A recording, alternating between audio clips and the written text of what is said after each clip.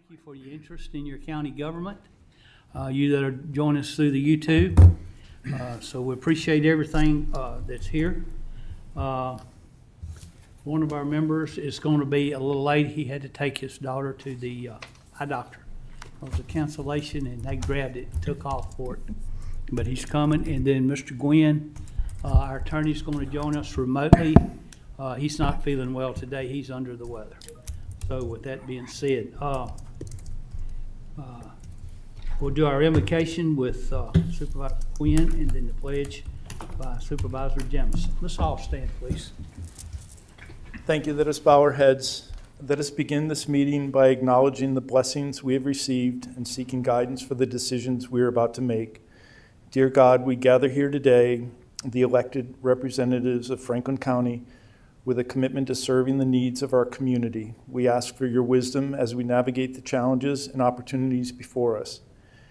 Guide our hands as we consider policies that affect the lives of our residents, ensuring that our decisions reflect the values of justice, compassion, and prosperity. Grant us the strength to uphold the trust placed in us to work together in unity and collaboration. May our deliberations be guided by your light, and may we bring actions that bring peace and progress to Franklin County. Amen. Amen.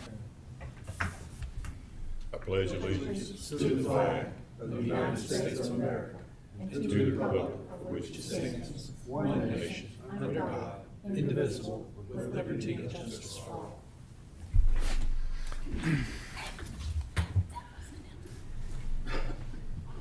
Right, we need to do an approval to our agenda. Is there any modifications or any amendments that that you all saw that you want to bring to our attention?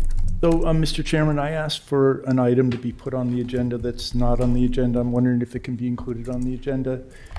And that was to vote on the 4 recommendations that I made for next year's budget. We're going to talk about that later on.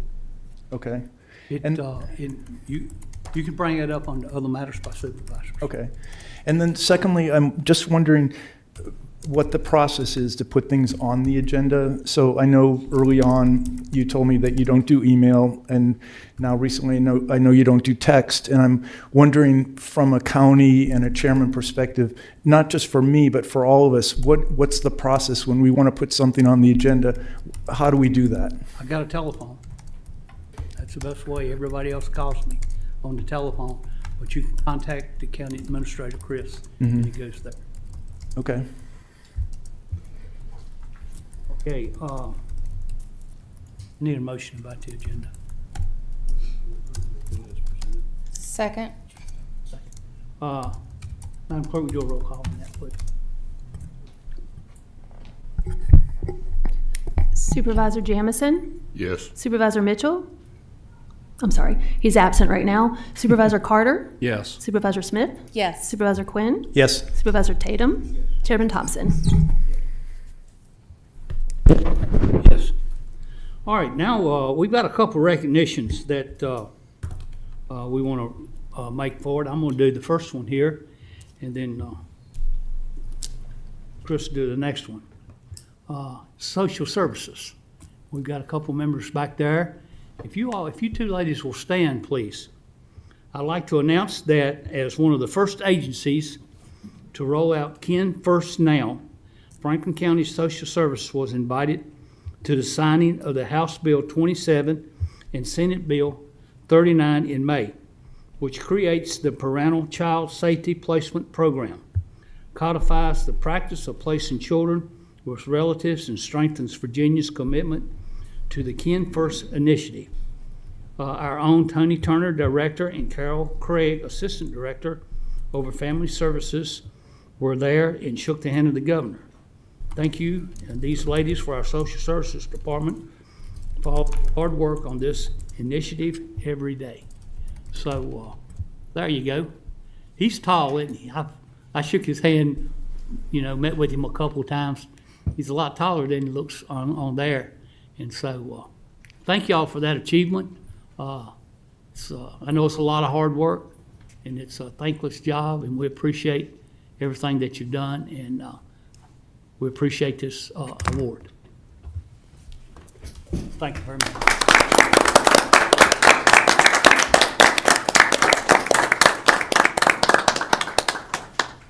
Mr. Chairman, if I could. Yes, sir. The chairman of the DSS board could not be here today. They were attending a funeral. But as a member of their board, I'd just like to say what great achievements and strides they had made and echo a lot of your comments. We should be very proud of our DSS board. Thank you all. All right, now, we've got another one, now, proclamation for Building Safety Month for John Broughton.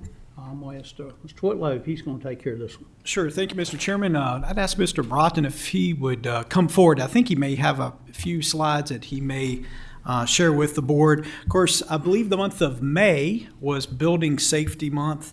And just out of interest to the Board of Supervisors, Mr. John Broughton not only is the county's building official, but he is the Virginia president of the Virginia Building Association, Officials Association. So we're certainly fortunate to have John and his expertise on staff, but also representing the county very well among building officials around Virginia. And a part of this, the proclamation from the governor and Building Safety Month, actually a proclamation, I think, from the director of the Department of Housing and Community Development. And so we asked John if he'd just say a couple of things regarding that proclamation. I think it was presented to you last month, very similar to the DSS. So very, very proud of both agencies. Yes, sir.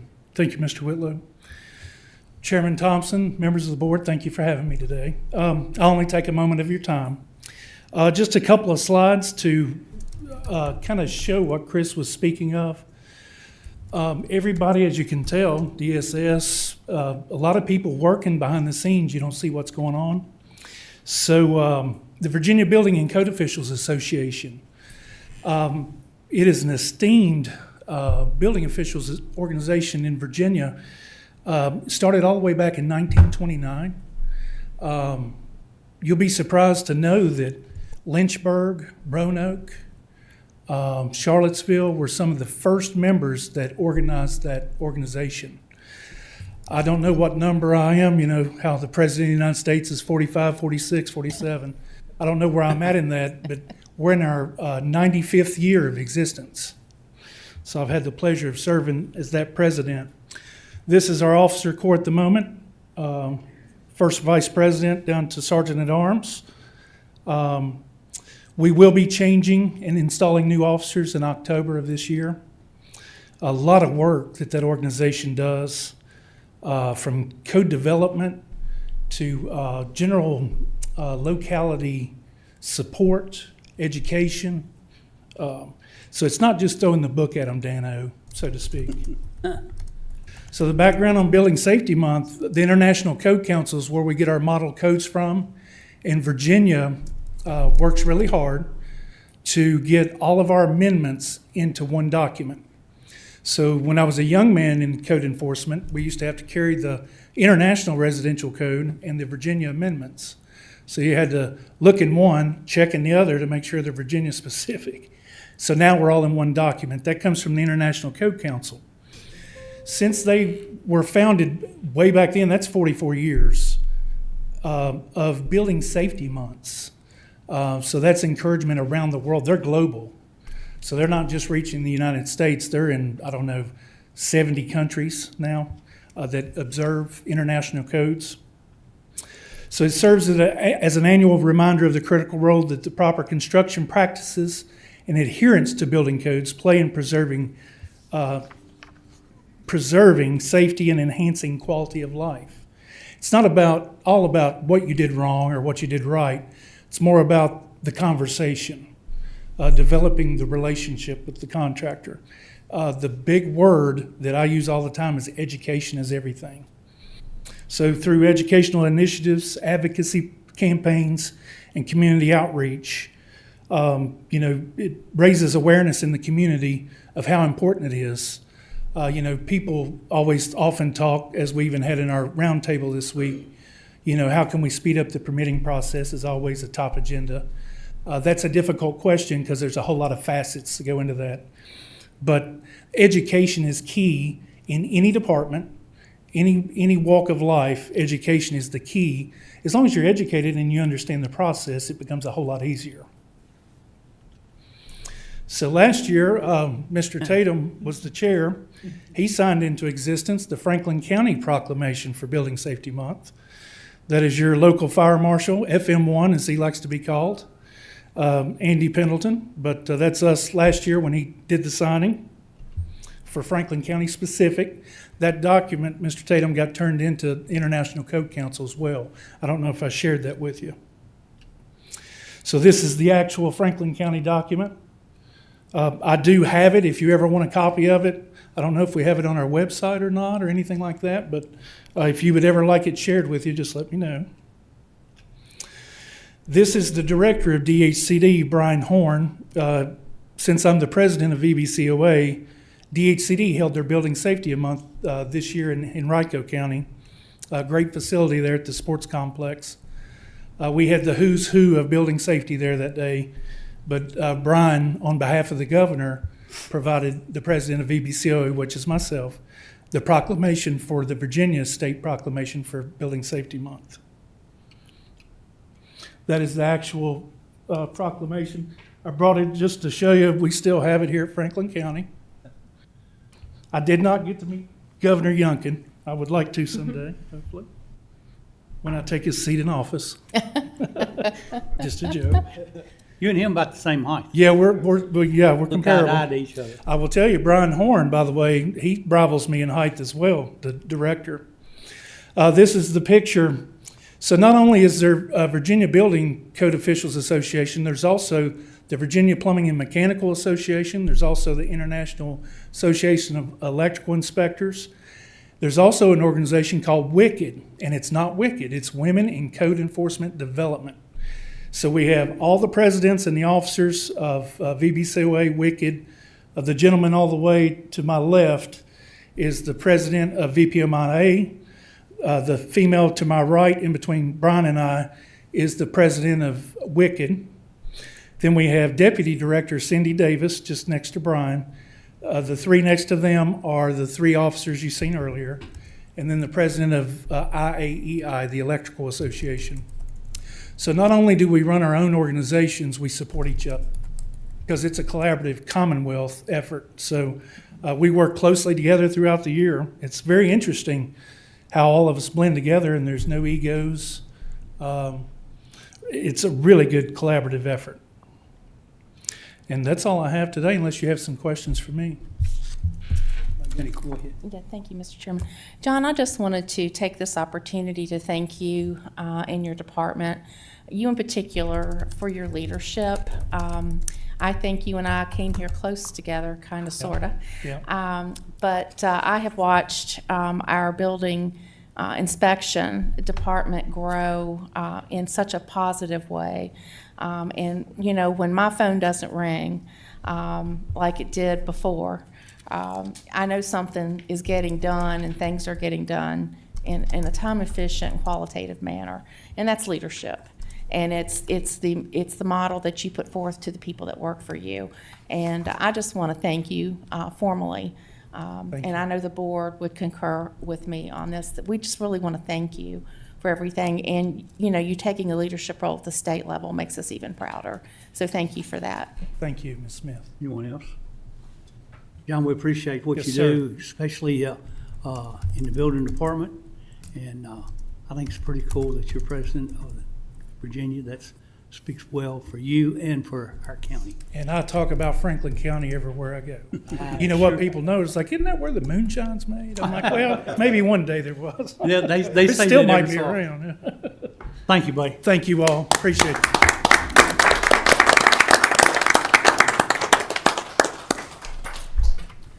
All right, now we'll go to the consent agenda.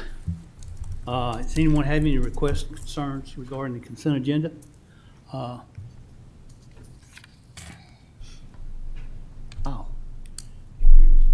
It's quiet. No, hearing none.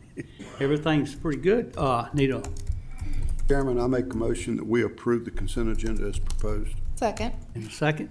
Madam Clerk, do a roll call on that one, please. Supervisor Mitchell is absent for the vote. Supervisor Carter, Yes. Supervisor Smith, Yes. Supervisor Quinn, Yes. Supervisor Tatum, Yes. Supervisor Jamison, Yes. Chairman Thompson. Yes. Moving right along. So Mr. Daniels is out of town, so Brian, I think it's your turn, buddy. How you doing today? I'm doing well, sir. How are you? You push your snow out this morning so you could get in? What's that? Did y'all push snow this morning? Oh, yeah. Yeah, we don't have to worry about that right now, right? Pleasure to be here with you all today for the BDOT Road Report. I'm going to start with maintenance activities for the previous 30 days. Route 632, Cooper's Mountain Road, that pipe replacement has been completed. Route 682, Mountain Valley Road, we've done some patching and some surface treatment, which is now complete.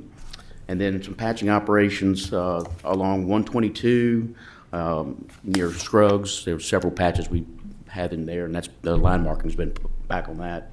Route 616 Scruggs and 834 Brooks Mill.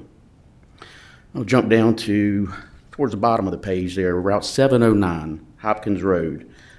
We had a pipe replacement project. In fact, we just opened it today, so that's complete. And then Route 693, Green Level Road, we'll be moving on to that one next.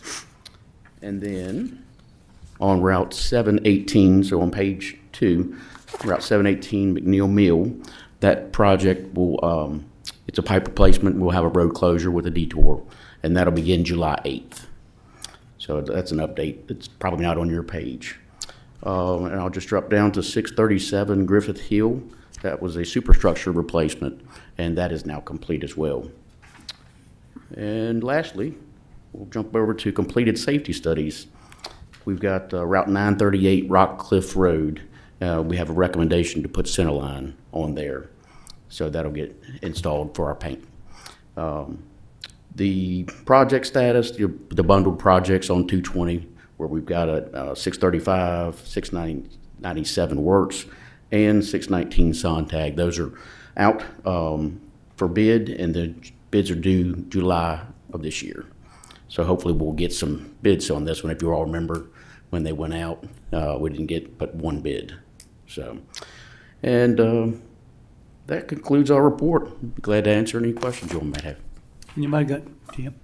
I just have one request that you get your crew to take a look at. Route 798 Knob Church Road in Henry, going from Henry Road over towards Salt House Branch there at Philpott Lake.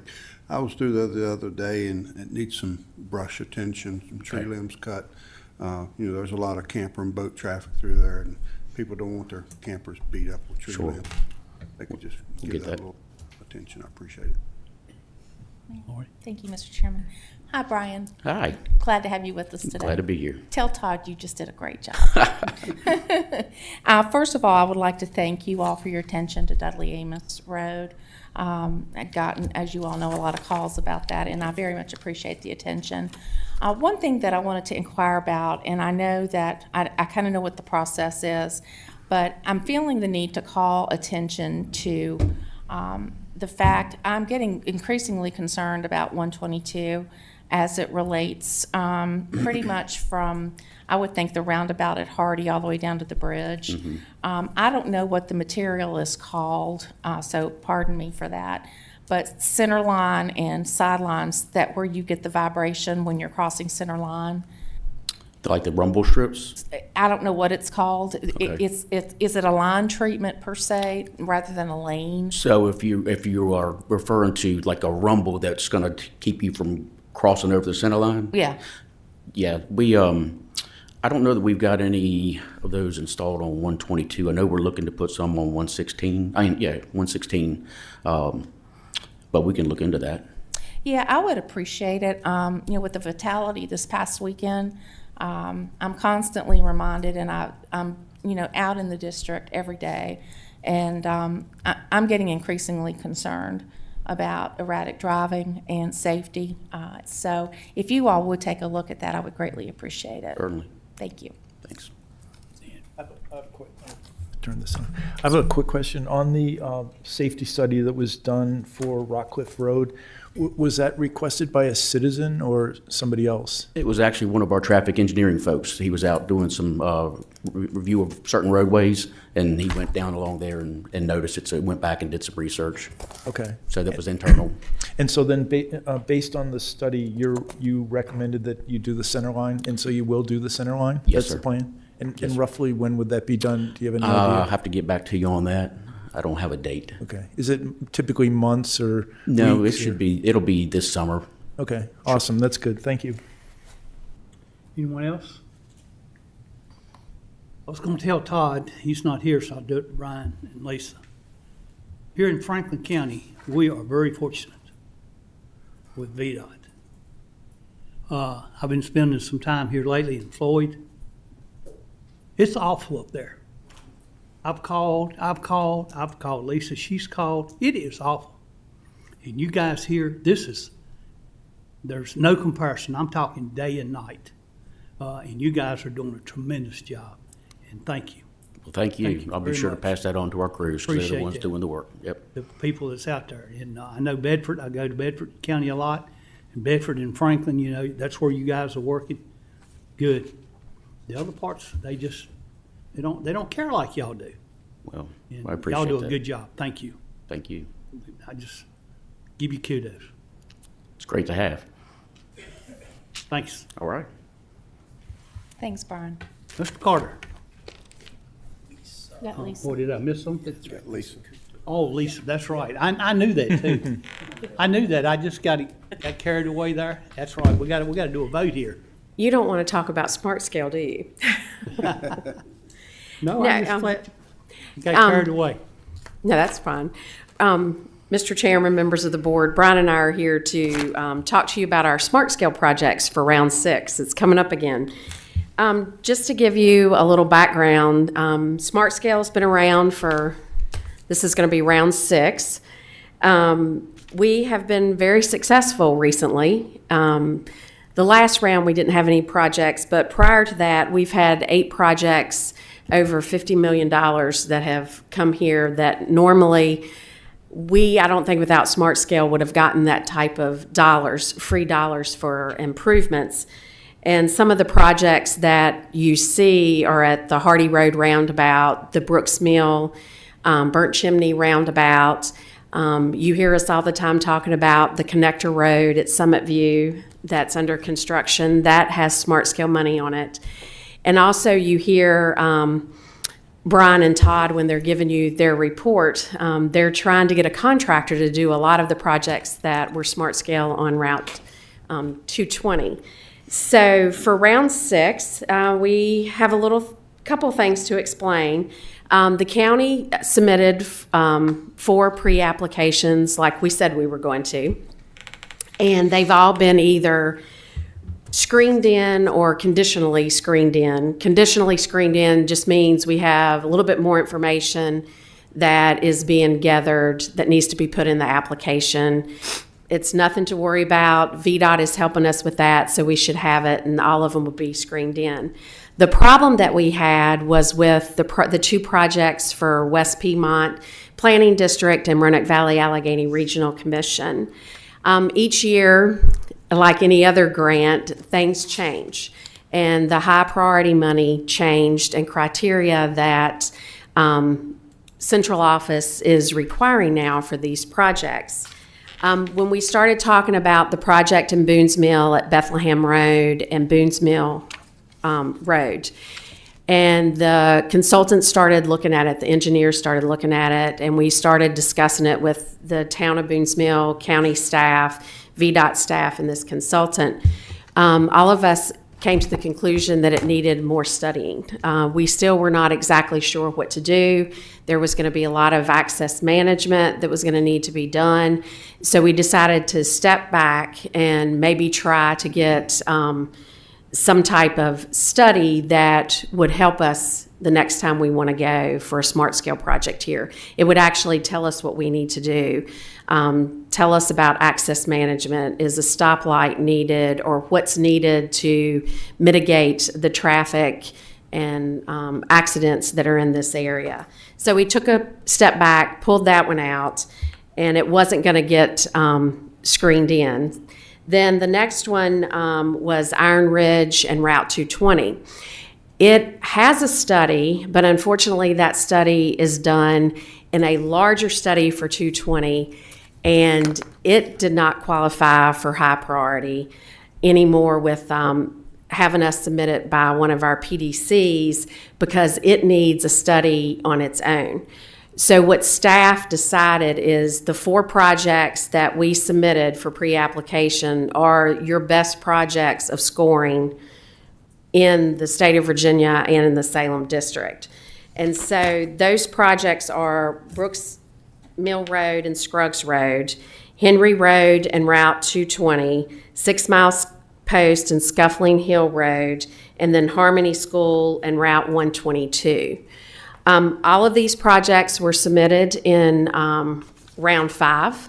They were not funded, but we still think that they are good projects. We gave you conceptual plans in your packet on number 11. VDOT also feels that these are still viable projects that we hope will score very well. And what we need from you today is a recommendation for us to submit those 4 projects for full application for round 6 smart scale. We also gave you a priority of how we think they should be ranked. And Brooks Mill was first, Henry Road was second, 6 Mile Post was third, and Harmony School was fourth. We want you to either agree with that ranking or ask us questions, but we need you to rank them 1 through 4. And support by resolution these projects so we can move forward with the application that's due August 1st at 5. Has anybody got any questions for? Mr. Chairman. Lisa? Yes. The high priority revisions done to smart scale are coming to, it's showing what harm it's doing, some of these changes to smart scale, where, if I'm understanding you correctly, we've got 2 projects that, essentially are going to require more work and more attention. Smart scale, for those of you that don't know, smart scale underwent a lot of revision and scrutiny this past year, and rural localities in the Commonwealth are taking a kick in the gut, I think, with some of the changes in smart scale. But I will say this, Lisa Cooper, you and your staff are to be commended for the outstanding applications and grant work that you all are doing for the recipient of those projects that you just articulated. It's unprecedented, the amount of projects that we've gotten in smart scale.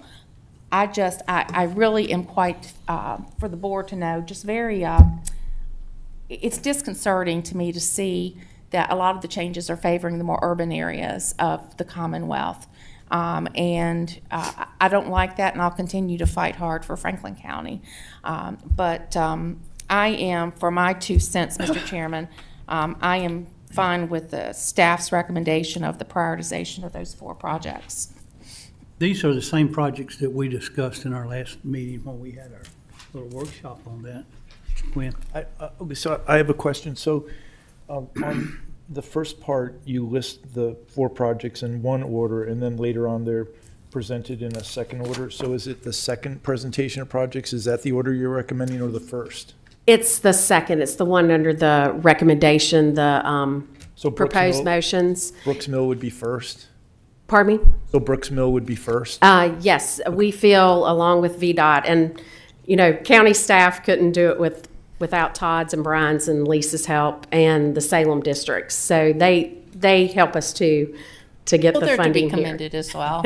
I'll give them, they know they get props. Yeah. But I do appreciate your comments, and yes, Brooks Mill, we still feel like that is the best project that we have to It's score. incredibly dangerous, so it's great to see that at the top of the list. Okay, anyone else? Anyone else? See Mr. Mitchell here with us. Okay, we're gonna need a motion on this. There's some right there below you. I'll offer a motion, Mr. Chairman, Okay, go if ahead. you're ready. I make a motion to adopt and support by resolution the 4 smart scale round 6 projects presented and the priority list as staff recommended, and authorize staff to submit the required applications by the August 1st deadline. Need a in a second. Second. Madam Clerk, we do a roll call on this one, please. Supervisor Carter, Yes. Supervisor Tatum, Yes. Supervisor Quinn, Yes. Supervisor Jamison, Yes. Supervisor Mitchell, Yes. Supervisor Smith, Yes. Chairman Thompson. Yes. Thank y'all. Thank you, appreciate it. Appreciate it. All right, now, Mr. Carter, it's your turn.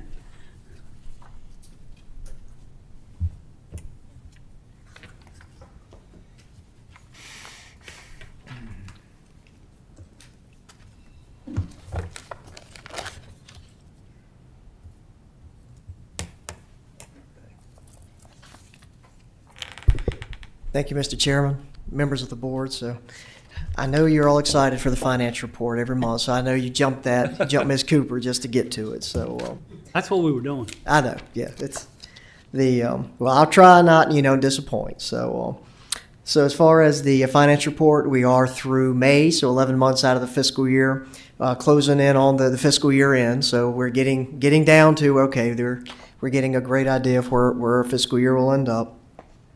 So really, 11 months out of the year, we're about 91.7% is going to be where we would expect to be. And so when we look at our revenues, for the monthly ones, we are close. I will say on some of these, we're getting to year end, so there's some timing on accruals. And I won't get into accruals on an accounting term, but for the sake of it, if it's not meeting the benchmark, we are fine that it will be by the time all of the accounting entries are done. So. But our property taxes, which is the main driver, is at 100% through May. We still have June collections to go. And so a lot of our other revenues are at that mark or above it. So as far as our expenditures, they're all at or below the 91.7% we'd expect. So it's taken all year, but finally the General and Financial Administration has evened out to where we said it would at the start of the year. It always front loads every year with the insurance payments and all of the upfront maintenance contracts. And I guess I should have advanced the slide. I apologize. You couldn't see anything I was talking about. But as far as those items, those are the percentages that we were talking about for the revenue, and the same on the expenses. So I might want to pause a little bit since you didn't see that while I was speaking, if there are any questions before I move on. Okay, I don't see any. If so, I can go back. Okay. So to graphically show that on the revenues, you can see for the month of May, we're up a little bit compared year over year. Fluctuates, varies on timing, nothing in particular. On our property taxes, you can see we are up, and that is because now we've collected our real estate for most of the month. They're due June 5th, so we'll have some carryover into the month of June. And personal property, so if you remember on personal, and we'll show you a little more detail on that, of course, we had reduced some of that by the inflated assessment values. We restored that for this fiscal year. We estimated, of course, so vehicle values are still just not dropping. They're maintaining at a higher level than we anticipated. So we're still seeing the collections of personal property exceed budget. So for real estate, we're at about $2 million over where we were at this point in time last year. We would expect that with normal growth anyway. We're at 93.8% of budget. I looked before came into the meeting, so even with June collections, we will meet budget. We're at 100% of budget, and so for our real estate taxes. Likely we will exceed that. We anticipated that because when we, of course, create a budget, we anticipated on the tax rate at the time. And so with the adoption of a 43-cent tax rate, it's going to fluctuate from what our assessments were back in prior year budget planning. So for personal property, we still see a strong increase. It's about $3 million above what we were last year. That's about $2 million above budget. So we anticipated some growth. We did try and scale it back. So that's about a 20.9% change as far as what we were looking at. So as far as local sales tax, it's still coming in very well. You can see the light blue line, that's it's above last year, and so about 13.8% growth. It's at almost 106% of budget with 1 month to go, and so from planning purposes, we will likely exceed that as well. For meals tax, now for meals and occupancy, we're seeing a little bit of tightening for meals. You can see it's still year over year up at $78,000, 5.9%, but it was 6.1% for April's revenue. So we're seeing that tightening. You can kind of graphically see that with the light blue line as it's getting closer to the prior year. So typically that is going to be an indicator along with sales tax of your discretionary spending. And the same with occupancy. So that's been trending below all year, really. It did have a better month in May, and so it's about 8.5% below where we were last year. In April, it was 9.4% below. So we did trend a little bit better in May. See what we can do to finish the fiscal year when June collections are all recorded. Expenditures are continuing to be, we saw in the header slide, at or below budgeted or anticipated budgeted levels. Pretty much the categories, we're not seeing any big items jump out. They're all anticipated spending increases based on personnel costs for the most part, that was adopted in this year's budget. We always provide that breakout for your health and welfare expenditures. And so you can see social services, most of that, pretty much all of that is personnel for them. And CSA costs, we continue to see an increase. I don't think that's going to go away anytime soon. We continue to see increased residential costs. That is a higher local match rate. And so, and basically we're seeing an average on your more expensive services of group homes, residential, and even private day of double digits for next fiscal year as far as the rates that we expect to see. So we're serving close to 300 children in the CSA program, and we're doing it on 2.5 staff. And so and that's not to mention all of the other professionals that honor FAPT and CPMT that also are involved. So it's a lot going on in the CSA program. There is no change in the fund balance and the reserves from last month. No other obligations from that. We still have the budget stabilization of $1 million, and the capital reserve is about $745,000 at this point. So for May, the CPI did increase again. It was 3.3% compared to last year at this time. Down a little, it was 3.4% in April. Still above the 2% benchmark rate. The Federal Reserve did have their June meeting last week. They did not change their target funds rate, so now the update is that the original intent was, or the thought was, there would be 3 rate reductions by the end of the calendar year. The indication from the Fed now is that because the data is, I won't say conflicting, but it's not consistent. They're saying there might be 1 rate cut by the end of the calendar year, and so. For us, what that means is twofold. I mean, obviously it means if we borrow money, then there will be increased borrowing costs. But it also means that we will earn more on our money. And so from a borrowing from an interest investment income standpoint, for our planning rate, we had planned on about 3.5% in next year's budget. So whatever averages out over the year, that's going to be a better budget picture for us. I think for us as staff, we're never sure when the bottom is going to drop out. We know interest rates will drop at some point, but keep in mind from a board perspective that we balance the budget with that interest. So when they do drop, we will have to either cut or replace that revenue. But likely it's looking for more and more like it's going to be a more protracted, longer-term decline than a steep decline. Because we're just not seeing rates reduce. We're not seeing the real estate market solve. We're not seeing the vehicle market, all of those things. So that's the finance report. Be happy to answer any questions, further clarify if there's anything. Okay, does anyone have any questions for Mr. Carter? Okay, seeing none, I think we need some action on the 2025 budget appropriations. Yes, sir. Okay. And so the other item is the appropriation of the 2025 budget. So you have that in your agenda packet. I don't have a PowerPoint on the screen for that. So the board adopted the budget at the April 16th meeting, and the adopted budget was incorporating a reduction of the real estate rate from 45 cents as proposed to 43 cents. And so we had a PowerPoint slide of those reductions. So those reductions, for the sake of trying to synthesize that so the board doesn't have to go through an entire proposed budget book.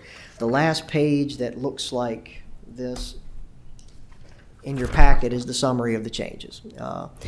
And so just wanted to point out, so you can see at the top of that is the revenue section, the bottom of that is the expenditure section. So you can see the reduction. We did receive, of course, the new state revenue projections for the school system. Realistically, it was $1,132 from the original projection, so very minuscule. But the school board did adopt their revised budget, so those numbers are included in here. You see a slight change because of that, and so really it was a recharacterization, if you'll notice in the revenue, between the state revenue and the federal revenue for the schools. If you'll see those two line items, one up, one down. You'll see the $2 million reduction in real estate, and then the $2.45 million in one-time money that we agreed to pull out of that budget. That was to keep the elementary schools open at the time it was approved. And so the other reductions are all of the operating as the top section. The bottom section would be capital changes to our CIP plan that were reduced. And so at the end of the day, the net budget would be that we would prefer to be adopted is $178,793,573, and the full budget that'll be in your exhibits. You've got there will be a revenue and expenditure exhibit. In order to appropriate, we would need the full budget, which would include the transfers between the county and the schools. That would be $227,638,407. So. Be happy to answer any questions or provide further clarification or anything else that you may have before we proceed with the budget appropriation. Anyone have any questions for Mr. Carter? Just a quick one. Go ahead. Mr. Vice Chair.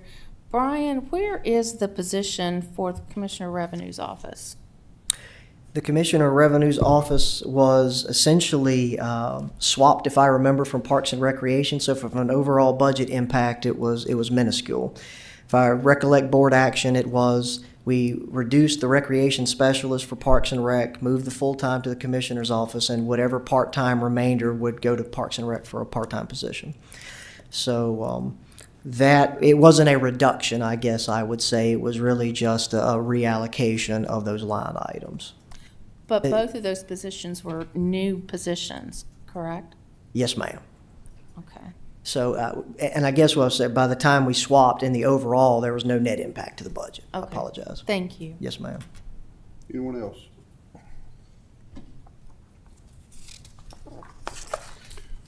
Okay, we need some action on this. You could. Board, what's your pleasure? Mr. Chairman, I'll offer a motion. Okay, I make a motion to adopt the fiscal year 2025 appropriation resolution and adopt the revised fiscal year 24-25 budget in the total amount of $227,638,407 as presented in the summary. okay, do we have a second? Second. Okay, we have a motion and a second. Madam Clerk, will you take the roll call, please? Supervisor Smith, Yes. Supervisor Quinn, Yes. Supervisor Tatum, Yes. Supervisor Carter, No. Supervisor Jamison, Yes. Supervisor Mitchell, Yes. and Chairman Thompson is absent for the vote. All right, at this time, we're going to take a short break. Ladies and gentlemen, we'll be back in a few minutes.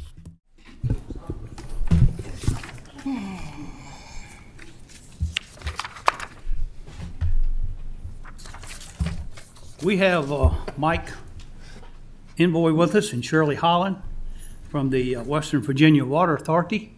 It's good to have you all here today. They're going to give us an update, and so we want to welcome and thank you for being here. Yeah, thank you, Mr. Chairman, members of the board. Glad to be here. And again, Ms. Holland is here. She is your representative to our board of directors and does a wonderful job representing the county's interests. So I'm just going to run through a quick update. We've got quite a few diverse projects going on in the county right now, and thought maybe we'd take some time and just kind of talk about some of those and maybe take a look at some of the master planning work we had presented to you all probably 18 months or 2 years ago at this point, and see how those have kind of matured a little bit. So just overview today, we have obviously a pretty significant project going on with the Ferrum Water and Sewer Authority, so we'll talk a little bit about that. That's going great. Same thing down in Union Hall with the water system development down there. A few miscellaneous projects just want to update you on.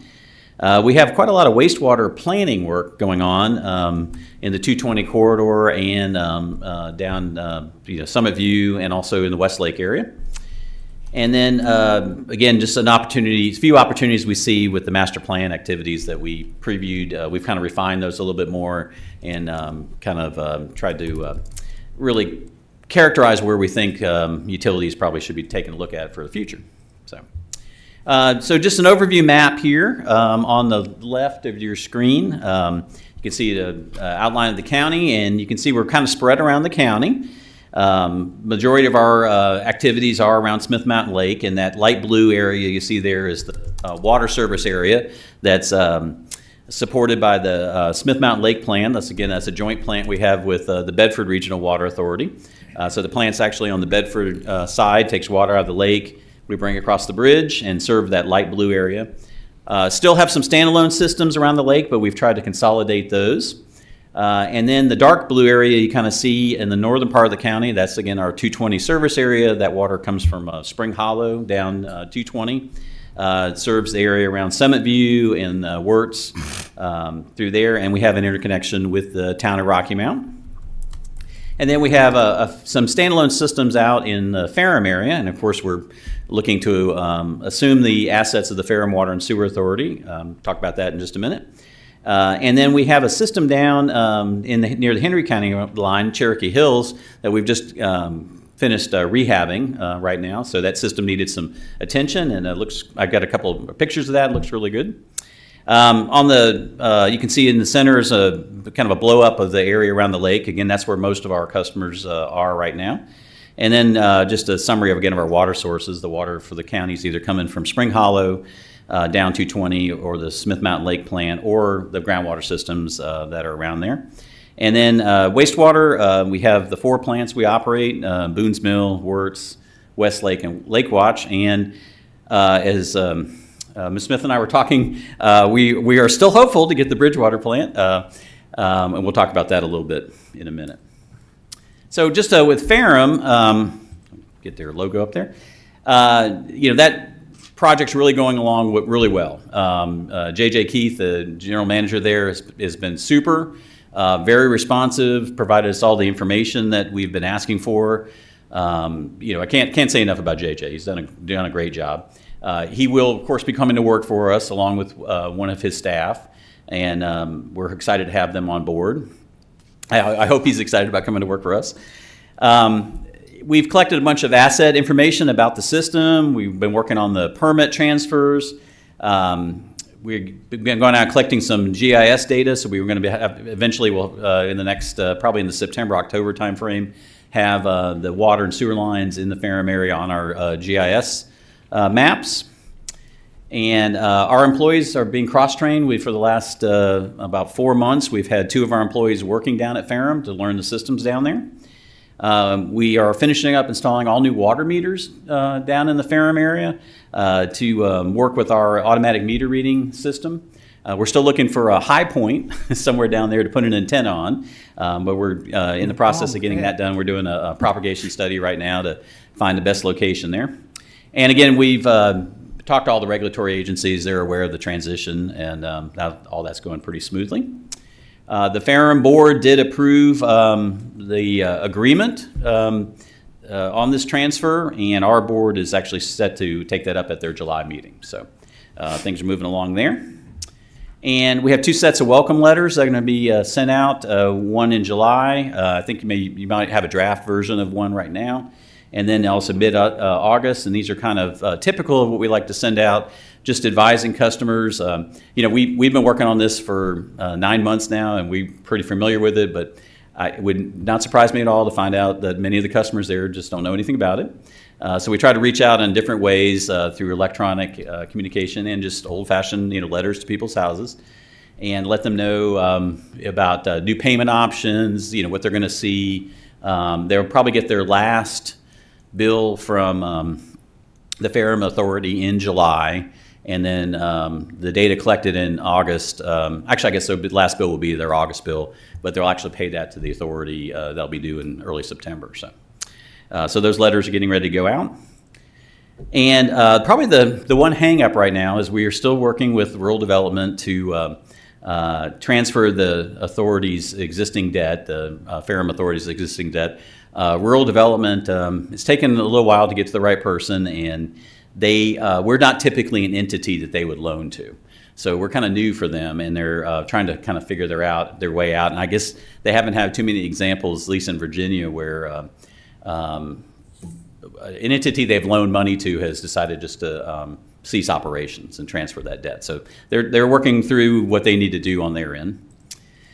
And we are targeting a transition date of August 30th. That's the Friday before Labor Day weekend. So August 30th will be the last operational day for the Ferrum Water and Sewer Authority. And then starting September 1, we'll be responsible for operations there.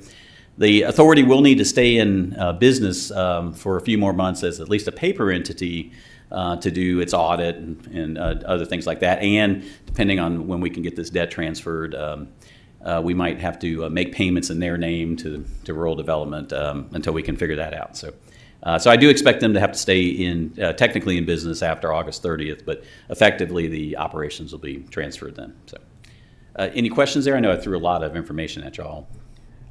Mr. Chairman, I have just a reminder to the board, with the assumption of the Ferrum Water and Sewer Authority with Western Virginia, likely in the next month or so, likely at your July board meeting, there will be some action by this board that will likely need to be taken, and Mr. Gwynn's working through those legal parameters with the Water Authority legal counsel. So just as a reminder to the board to look forward to that likely in July. Yep. Thank you, Mr. Whitley. So one thing, and this is conceptual right now, that we've been thinking about with regard to the Ferrum assumption is we have some existing standalone systems out along Route 40, specifically Hillcrest, Alton Park, and Ridgecrest. And these are subdivision level water systems. JJ and his team actually manage these for us. We have a contract with the Ferrum Authority, and they've actually been operating them for us since we acquired them about 5 or 6 years ago. And what we'd like to do eventually, again, we don't have any engineering on this yet or have funded this, but what we'd like to do is in several phases end up interconnecting all these. We think that the system will be a lot stronger. Each of these systems has some good groundwater resources, which are a little limited in this area. So we'd like to interconnect them all. And so probably what would happen first is we do an extension out of Ferrum to Hillcrest, and then likely the next phase might be putting Ridgecrest and Alton Park together and then interconnecting those two systems. And then eventually, for redundancy, running back to the town of Rocky Mount, because we do have a purchase agreement with the town in the event that you got a large user out there, or just maybe the wells had problems. Having that redundancy connected to the town would be helpful. So there we go. So transitioning over to Union Hall, hopefully everyone's seen the tank out there. We're looking forward to getting some water in it. Again, it's about a 200,000 gallon storage tank. It is complete. All the raw water piping from the wells to the new treatment plant has been installed. The wells are operational, and I'll have a graphic of the layout here in a second. We've installed some distribution mains along Route 40 in this area, in the Union Hall area. Already, but we're going to need some more work to do there, and I'll talk about that in a minute. What we're waiting on is finalizing the construction of the treatment plant there. There's just some treatment parts and some electrical parts that are on back order, and EC Pace Construction is doing the work on that for us, and as soon as that equipment comes in, we'll be able to get that installed. So we had hoped to get this operational in September. I mean, our original date was this spring, but some critical components are in back order, so we're hoping to have this operational by early fall, September timeframe. And then kind of related to this, there's been some interest now in wastewater in the area, not surprisingly.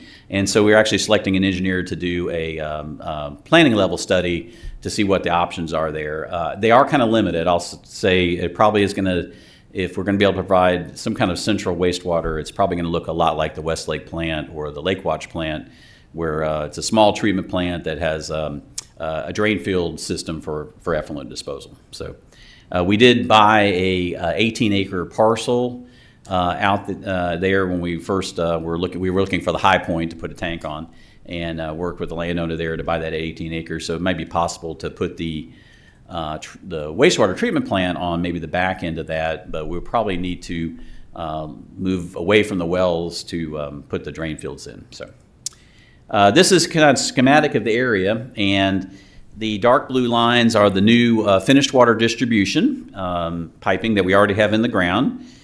We've tried to start matching up with the Union Hall village plan, development plan for this area. The blue dots you see are the two wells. We have, essentially those are not on property we own, but we do have easements on those two wells and the right to operate them. And the dotted blue lines are essentially the water, the lines from those wells that takes it to the treatment plant, which is right here, the square, and then the tank is the elevated storage tank is next to it there. And the light blue lines are just indicators of where we want to start moving next for distribution piping. So we'd like to start heading down Kemp 4 Road and also further further east out from where we've ended there. There's some commercial property potential there. And then eventually also head west a little bit. And I'll show you a larger graphic of this later about why heading west is important for us. Any questions there? Yeah. So I was wondering, regarding the water system, it sounds like you're not operational yet until the treatment facility is done, correct? That's correct. We're hoping to be maybe 3 more months, yeah. Okay. And then let's project out to when that's complete. Do you have any real customers that are attached to the line that'll take real water, or is it just the system's in place but you don't have anybody connected? That is what it is right now. We'll have the system in place, ready to go. The parcel next to the plant here that I'm kind of looking at is being looked at for some development. It's been marketed for a while, and we think basically by getting the water there, it'll probably spur some development there. So nobody's ready to hook up today? No, they're all I think saying, okay, when you have water available, then come talk to us. Is kind of what I think we're at right now. And then for the dotted blue lines, kind of your projection, I assume you need funds for those, and you don't have funds. And so are there any plans to try to get funds, like through grants or other means? Yeah, we will be trying to look at financing those. Some of that we'll budget ourselves in future capital years. But the same thing, we'll be looking for some grants. In our industry, grants are a little bit hard to come by until recently. The COVID was nice from that standpoint, that there was lots of ARPA dollars and things like that. But traditionally, the types of grants that are available for water distribution expansion are either tied to the need to solve a water quality problem for residents, or if they're for economic development purposes, they're probably through the Department of Housing and Community Development. Again, we're not an agency that they typically work with, so we would have to work with you all to go that route. But generally, I think we're pretty good about trying to find multiple sources of funding. And this would be a multi-year kind of thing. We would just continue funding what we can, continuing to build it out. Let's see, maybe, yeah. One reason we want to go down, I've got a graphic later on in the presentation, but one reason we want to go down Kemp Ford Road is eventually we'd like to connect up our Dillard Hill system with this. So we go down Kemp Ford and then down Dillard's Hill and interconnect that whole system. The long-term plan here is actually to bring water from the north side of the lake around the west side and hook this up. But again, that is some multi-year project. So. And then regarding the wastewater study, that was interesting that you already have 18 acres in place for but that's not enough for the field itself. That's just the processing plant, I assume, right? The 18 acres. The plant actually doesn't take up too much space. Probably less than 2 acres is all we need there. But we're not sure that the site is amenable to drain fields, and the wells are in the vicinity. So I think we want to maybe pump the treated water to an off-site drain field that's hydraulically downstream of the well. So and you'd have to acquire that property, correct? Right? Okay. Yeah. And then what's the scope of work for the wastewater study? What's the deliverable from the consultant for that, just roughly? Yeah. So they'll be looking at what are the options. I don't think there's too many, but we want to explore all those. Kind of a layout of how that it might work. We'll need a lift station or two. one reason to keep the plant close to 220 is whenever possible, we like to try to get gravity sewer. So again, if the property that's adjacent to us were developed, it'd be nice if the wastewater plant was close by where they could just gravity to sewer to that and not have to pump. So that's one less pump station we have to maintain. So they'll be looking at those kind of things. I think there's enough previous data from the Union Hall plan and some of our previous planning work to do population projections and all those kind of things, look at phasing. So we have a lot of that information already. There are a couple other effluent disposal ideas. You might be able to do some reuse. You might be able to do a spray irrigation on some farmland, but I think practically the drain field is probably the way to go. So they'll be doing some sizing calculations and how much area are we going to need for that. Okay. And then, so you would end up with a scope of work. You would have ideas on where the drain field would go and kind of a total cost, I'm assuming, out of all that, like order of magnitude cost you'd have. And then do you have any ideas on funding sources for that? Not yet. I'll probably be coming back to talk to you all about that. Okay. So all right, thank you. We'll get a better number. Yeah. Anyone else? Okay. We are excited about this project, though. It's it's been a great partnership between the county and the authority, and I think when we first started talking about building a water system down the south side of the lake, there was nothing here other than what's around the lake itself. There was nothing to support the commercial on Route 40, so it's nice to see all this has kind of come together. So a couple of miscellaneous projects I just want to highlight. Last year we did do more than 6,000 linear foot extension along Scruggs Road. That allowed us to put the Compass Cove system, which we were maintaining on our Scruggs Road 122 system that's served again by the Smith Mountain Lake plant. And it also, that project was done really to provide water to Bernard's Landing. So Bernard Landing was able to decommission their well system. They still maintain their own piping inside Bernard's Landing to the condo units. We just sell them bulk water. But one really nice advantage of this is we were flushing a lot of water. This is toward the end of the line, and the water would get a little stale there. We'd lose chlorine residual. And so this has kind of solved that problem. We're moving quite a lot of water down Scruggs Road now to supply Bernard's Landing. It's actually helping some operational issues at the Smith Mountain Lake plant. The plant's functioning better just because it's producing more water, it's more efficient. So this was a nice extension for us, and I think will allow us to do more of these type in this area. I think I've mentioned to this before, but we did do a small extension down Jamestown Road off the Grassy Hill line. And one thing that we're excited about this is this gets us a first start on maybe trying to connect up the Grassy Hill line back to 220 and creating a loop there. Again, that will make sure we have really good water quality. I think there's also some residential need in here. Occasionally we get some calls from residents that are interested in hooking to water. And it seems especially it would help with, again, development along 220, by having that extra feed in there. This is the Cherokee Hills system I mentioned. So that's a brand new building there that our staff, we actually acted as the contractor on this project. We rehabbed the water tank, painted it, and did everything we needed to do there.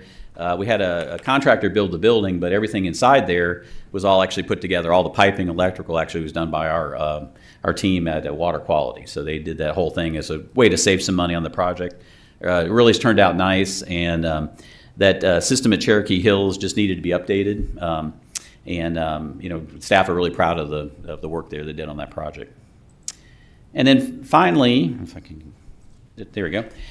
This is kind of out of sight for everybody, but again, we jointly manage the Smith Mountain Lake plant with the Bedford Regional Water Authority. And one thing we've just done recently is expanded the activated carbon treatment. It's part of the treatment process at that plant. This is to help with emerging contaminants that might be subject to future regulation. So that carbon capacity there for treatment, actually, we doubled the capacity out there at the plant to be able to remove more compounds that may be of concern in the future. So we're kind of preparing for future regulations at that plant. So again, that's a partnership between us and Bedford.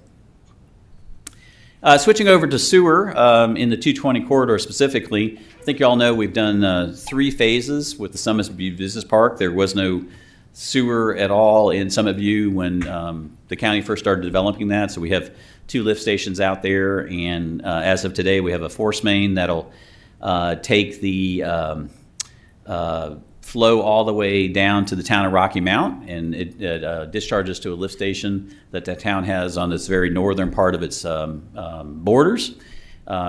Currently today, the flow actually goes to our Wirtz treatment plant. I'm thinking you have a customer, customer that's been looking to build in the plant, and that's probably going to be the point where we might switch and start sending flow down to Rocky Mount. I think their flow needs are probably going to be the point where that exceeds the little Wirtz plant. That's only a little 20,000 gallon per day plant, and right now it's getting about 5,000 or 6,000 gallons. It serves the sheets and the tractor supply, the funeral home, things like that, and the 2 businesses that are currently in Summit View. So there's no problem right now, but I'm thinking when the T company is operational, that's probably going to be the trigger to send everything down to Rocky Mount. We have a phase 4 that's been designed to extend the force main further into the town, and that'll actually increase capacity for Summit View. David Barnhart's here today. David's in the back here. David, that's actually David's project, and again, we're just kind of waiting on funding on that, and also really kind of need. Right now, it's not needed, but we'd like to get it in place before it is. We're looking for some funding on that. So that's a joint project with Chris's team on that. We're doing some sewer improvements in the town of Boones Mill right now. We just have found some updating that needs to be done. There's some smaller little pump station systems there that need to be replaced, so we're kind of working on that. If you've been through some of the residential areas in Boones Mill, you probably have seen some of that work. And then recently we completed a sewer study for the 220 area, kind of unrelated to Summit View. We kind of looked at what could we do to support sewer. Again, we have pretty good water assets down 220, but we kind of wanted to see what's the next phase for putting sewer in there, trying to leverage some of the existing capacity we have at Summit View, and then also probably having to look at some new facilities. So this is a busy map I know I'm showing you here, and kind of ignore the blue and black and red lines. We're really focusing on the green lines here. And so what that study kind of showed is all these green lines through here, you pretty much can get gravity sewer coming down some of the drainage features off of 220 following a creek, and you can set up a new lift station right there. That's the light yellow. So I should say, start at the beginning by saying the yellow, orangey yellow kind of boxes are future lift stations. The light greens are the 2 that are existing in Summit View right now. And the Wirtz treatment plant is that dark box that's kind of obscured by the Vertigo Highway label there. So everywhere you see these green lines, these are sewer mains that do not exist yet, but the potential is to get those installed and then support development on 220, and also maybe some residential development off of 220. Really would be guided by y'all's kind of planning needs and what you'd like to see there. And you can see there's actually kind of 2 logical alternatives. One is kind of north of Summit View and north, and then there's a section that's kind of has a 14 there in the center, right in here, that you could actually build this independently with another pump station and send that flow down to Rocky Mount, and so you could have some additional commercial developed in there. Again, we don't have any funding for this yet. This was a kind of a planning study to see how this would work and where we'd have to go. But it is promising to essentially create maybe higher density development, commercial development along 220 if that's the county's decision for that. So. Any questions on that? Okay. Westlake, kind of similar. Again, ignore the other colors. We're really focusing on the green. So we have 2 wastewater plants in the Westlake area. Lake Watch, kind of near the 15 here, and Westlake near the 15, and Lake Watch near this other 15. We've operated these for a number of years right now. The Westlake plant is flow goes by gravity to this pump station that exists here near the Monuments property and is pumped over to the treatment plant. We're looking at building a new lift station right here where the kind of number 4 is. And in addition, where the 3 is kind of obscuring that green box, that's the Bridgewater plant that we're looking to acquire from private ownership right now. The other proposed lift station there is to serve the Willard development that's under construction right now, under plan review. And that existing kind of yellow pump station is associated with the existing Bridgewater plant that serves the shopping center and the condos right there. So again, our long-term plan here would be to actually, after we acquire the Bridgewater plant, we really would like to maybe shut down the Lake Watch plant. They're so close together that we think we can interconnect the two and have a larger service area. It might take us a few years to do that, but between the two of them, they have quite a lot of drain field capacity. So this is really nice, and it's one of the strategic reasons we wanted to take care of this. The construction will put that new lift station in there on the eastern side of the Bridgewater plant. And again, we're looking to build a new lift station. We've acquired the property there. We're working on a subdivision. We have a deal with the landowner there to put in a lift station there. And then kind of what's not shown here is in this green area right here where there's some existing sewer. We think on the south side of 122, somewhere along here, is another good location for a lift station that would help serve, again, commercial development along the 122 corridor there. So, Supervisor Smith asked me about the agreement for Bridgewater. I'll just say we have 4 attorneys working on that, and that's probably all I have to say. That's why it's taking so long. It's been a challenge, but we're getting there. And again, we have a purchase agreement to buy a 1-acre parcel to support the new Westlake lift station. And that'll essentially open up parcels that are behind the shopping area there at Westlake, kind of for commercial or residential development, similar to what the Fralin companies are doing with the apartments there. So, okay. Mike, can I ask you a quick Yeah, question, go ahead, yeah. if I may? With impending development on this corridor, from the bridge up to Booker T, pretty much. Right. Are you satisfied with the projected capacity that you have both for water and sewer? If we're looking at some pretty significant growth? Yeah, so water is really very adequate, really good. Right. And then on sewer, again, by buying the Bridgewater plant, we really solve any capacity issues on the eastern side there toward the lake. We are going to have to look at expanding the Westlake plant. That's our largest plant in the county. I think when we purchased that with the county's help in 2009, that plant was maybe running 4,000 gallons a day. It's averaging about 30 and has peaks close to 40,000 gallons a day. And again, we're adding a lift station to provide even more capacity or more flow to that plant. We've also have at least 4 different, I think, inquiries from developers in that area. So the plant's rated at 50,000 gallons per day. There's 75,000 gallons of drain field capacity. The good news is the plant was laid out to be a 100,000 gallon per day plant, so we would just have to come in and drop a second treatment unit in. And there's actually enough land there. This all sits on a 57-acre parcel that you could take the drain field capacity up to like 225,000 gallons per day. Okay. So we will have to. I think we'll probably start some planning studies on that this year, figuring out what the cost would be. And but I see an upgrade of that plant in the next 2 years, probably in the. So you don't see anything being prohibitive? Not at all. Okay. Yeah, we're really excited about it, actually. I very much am as well. What is the time frame on the lift station? So we're working on the subdivision right now. That one's gone a little slower than we wanted, just because the discussions with the property owner. Right. And then we have the design. I want to say 60% done already.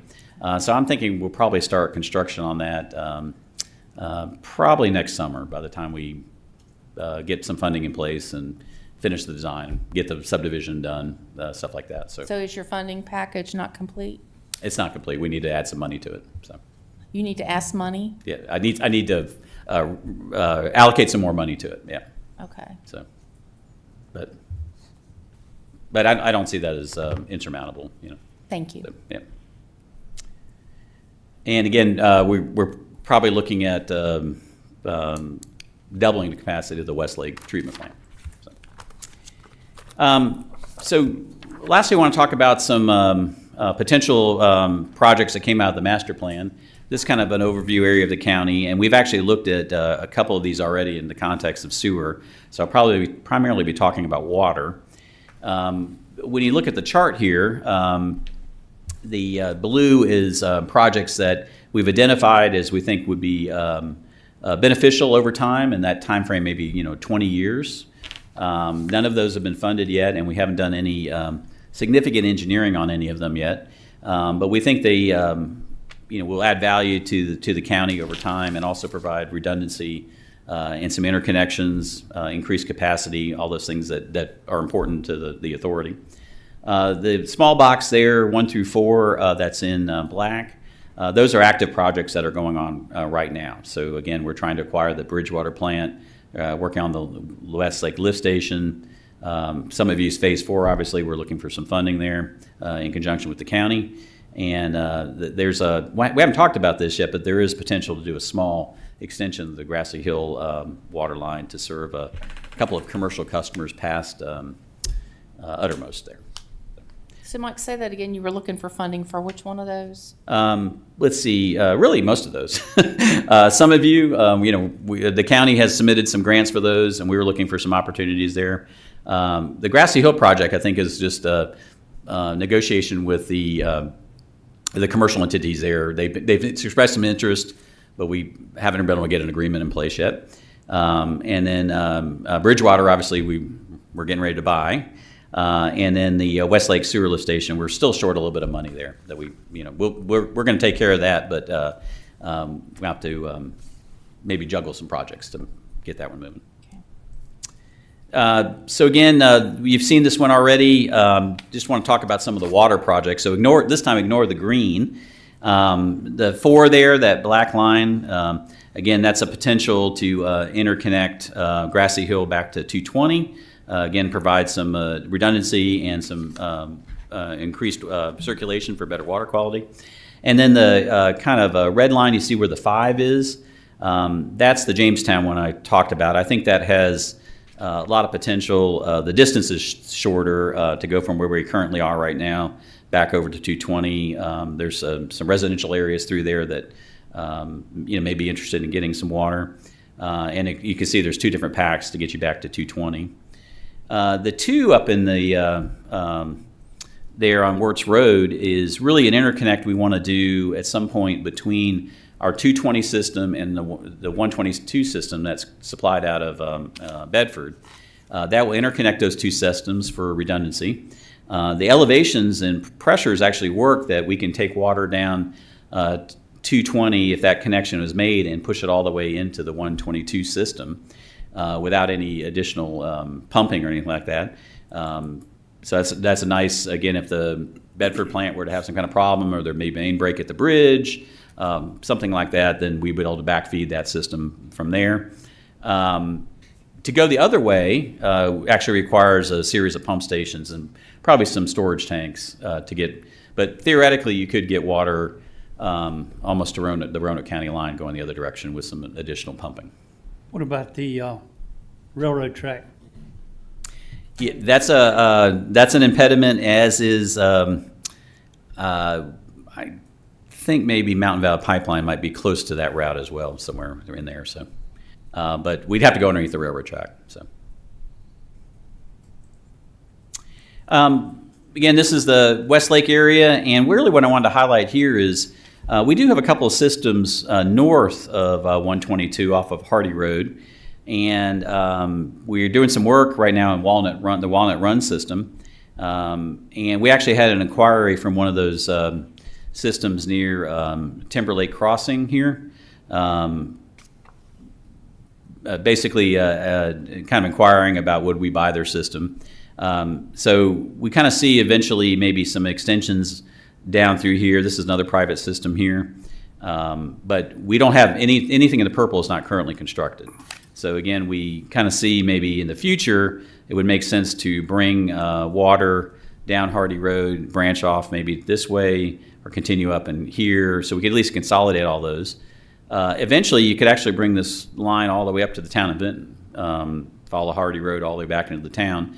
And we started operating the town service area about 2 years ago. So we acquired the town of Benton system, which included the eastern part of Roanoke County about 2 years ago. So again, from a regional perspective and redundancy for the entire Roanoke Valley, having that interconnection there would make some sense. It would allow us to, again, bring water from Benton down if we needed to, and with some pump stations, pump water back up to Benton if if that was needed as well. So those are very expensive projects, though, and currently again are not funded, but we kind of see these as good backbone projects that would then allow other things to happen if we were to get these installed. And then south side of the lake, or really around the lake, that purple line you see going around the western side.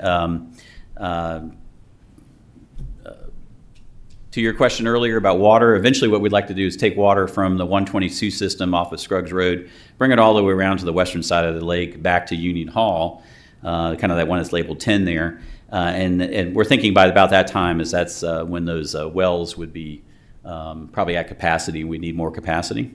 Interconnect those all. We actually built that tank at the same, that's in Union Hall, at the same elevation as is being served on the north side of the lake on the Scruggs Road system. So they all would operate at the same elevation, same pressure zones.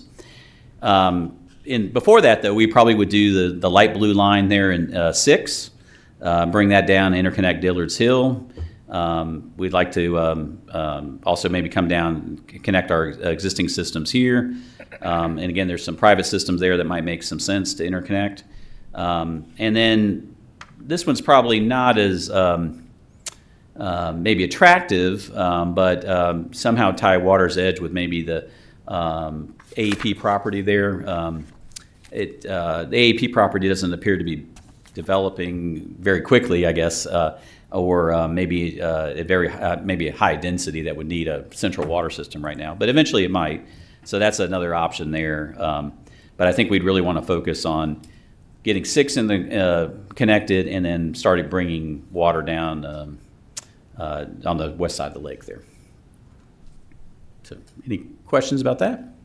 And again, these are multi-year. We would do these in phases, just continue to extend as funding allows, and try to build these out maybe over the next 20 years.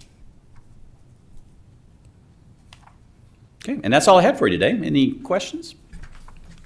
Anybody got any questions? I've got one. Is there any plans to get water on the 116 from Burnt Chimney back towards Winnie Gap Mountain? So we don't have anything. We're not looking at anything right now. We have it from 122 and 116 up 116 for about maybe 2,500 feet. We have water. State yard. Yeah, but from there to Windy Gap School is 4 or 5 miles. So we haven't looked at that yet. It was not one that kind of rose to the top when we did that planning study 2 years ago. So A couple years ago. I've had a couple requests, mainly from Red Valley Rescue Squad for future growth there, and I was just wondering. okay, I yeah, told him I'd it's check something we in can take a look at. We just haven't really studied it in detail. Okay. Anybody else got any questions? I have one quick question, Mr. Chairman. Okay. Maybe for Mr. Whitlow and Mr. McAvoy. Chris, as we continue to strategically plan from an economic development standpoint, and both on the residential and business and industry side, are we overlaying infrastructure updates like what Mike's given us on our current projected mapping? In terms of the mapping, GIS, of course, our systems interoperate, together. That is something, I guess, just to make sure that we need to make sure that we do have that updated to your point. From a planning perspective, budgetary and planning perspective, of course, through the capital budget each year, we set aside money, water sewer projects, village plan improvements, and so forth. And the way that the partnership has been very strong with the Water Authority, and of course, as you all will know, we leverage those ARPA dollars significantly for the South Lake system, West Lake system, Summit View, et cetera, as we get grant dollars. In terms of the ongoing capital budget, it is very important that as a board that we look and work with the Water Authority as to the build-out, if you will, and opportunities. And the Water Authority, a lot of our projects have been a 50-50 in terms of those capital expenditures and those capital projects.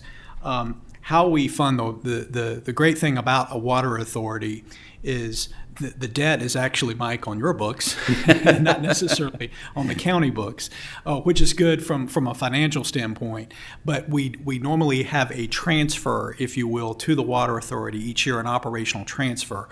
So there is significant opportunities with this board going forward now that with the detailed master planning that the Water Authority has done, but then also now that we're updating our comprehensive plan, our village plans, as well as our housing studies to really be more strategic and target for these utilities and really methodically plan for them and budget for them where we have that capability. That's my point is, I think that this is so interrelated and it needs to be instructive to us as with our planning. And Mike, this is an outstanding presentation. Oh, thank you. And thank you so much for the in-depth information, because I think it is going to be helpful. And the Water Authority has been an outstanding partner for Franklin County, and we remain very grateful for that.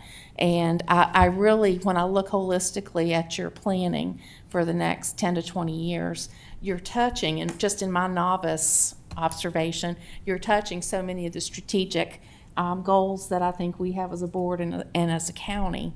And so I just want to make sure we're talking to each other when it comes to mapping and when it comes to updating what you're doing and where we need to move next, if that makes any sense. It does, and Mr. Sandy had afforded us an opportunity a few months ago that unfortunately we really weren't prepared to respond to, but one thing we decided to do from that experience was for some of these more near-term projects, ones we think maybe in the next 5 years, is develop some cost on those.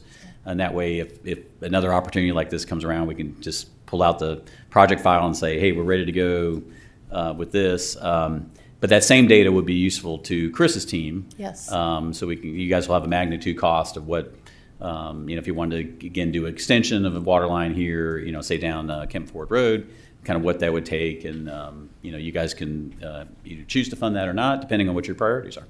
Thank you, Mike. Thank Yep. you, Chris. Anyone else? Ms. Holland, you got anything you need to add or say? I don't. It's a pleasure working with the Water Authority, and I thank you for the appointment and the opportunity. Thank you, ma'am, for your service. Thank you for your service. Thank you. All right, thank you. Thank you, Shirley. Appreciate it. All right, Mr. Gwynn is going to join us remotely, our attorney.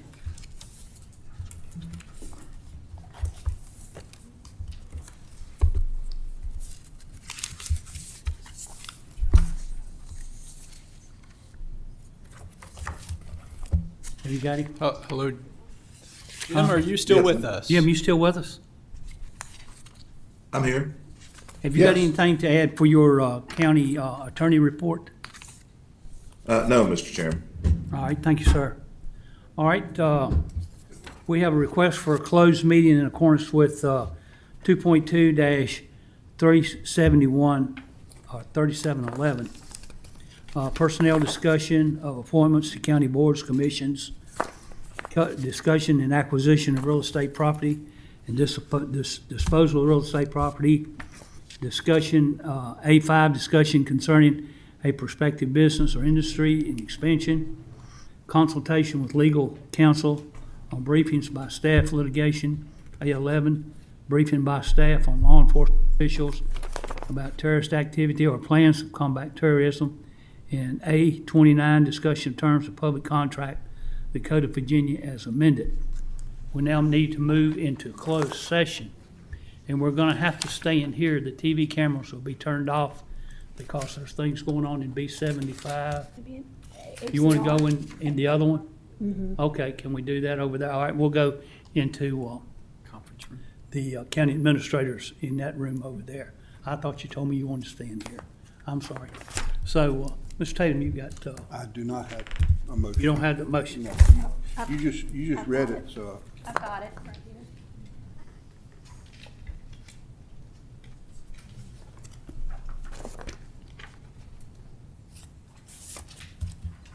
Okay, thank you. Okay, Mr. Chairman, the Franklin County Board of Supervisors will motion to enter into a closed meeting in accordance with 2.2-3711, A1, personnel discussion of appointments to county boards, commissions, etc. A3, discussion of the acquisition of real property or disposition of real property. A5, discussion concerning a prospective business or industry or the expansion of an existing business or industry. A7, consultation with legal counsel on briefings by staff about litigation or other specific matters requiring legal advice. A11, briefings by staff or law enforcement officials about terrorist activities or plans to combat terrorism. And A29, discussion of the terms of public contract of the Code of Virginia as amended. Need a second? Mr. Johnson did that. Madam Clerk, we do a roll call on that, please? Supervisor Mitchell? Yes. Supervisor Carter? Yes. Supervisor Smith? Yes. Supervisor Quinn? Yes. Supervisor Tatum? Yes. Supervisor Jamison? Yes. Chairman Thompson? Yes. I think your supper's ready as well. Yes, thank you, Mr. Vice Chair. I would make a motion to certify that only public business matters lawfully exempted from open meeting requirements under the Virginia Freedom of Information Act were heard, discussed, or considered in the closed session to which this certification applies, and only such business matters as were identified in the motion by which this closed session was convened were heard, discussed, or considered in the meeting to which this certification applies. Okay, do we have a second? Second. Okay, Madam Clerk, can you take a roll call, please? Supervisor Carter? Yes. Supervisor Tatum? Yes. Supervisor Quinn? Yes. Supervisor Jamison? Yes. Supervisor Mitchell? Yes. Supervisor Smith? Yes. And Chairman Thompson's absent for the vote. All right. Bear with me just for a minute. As you can see, Supervisor Thompson had to leave, and I'm trying to get squared away here, get my notes up to date. All right.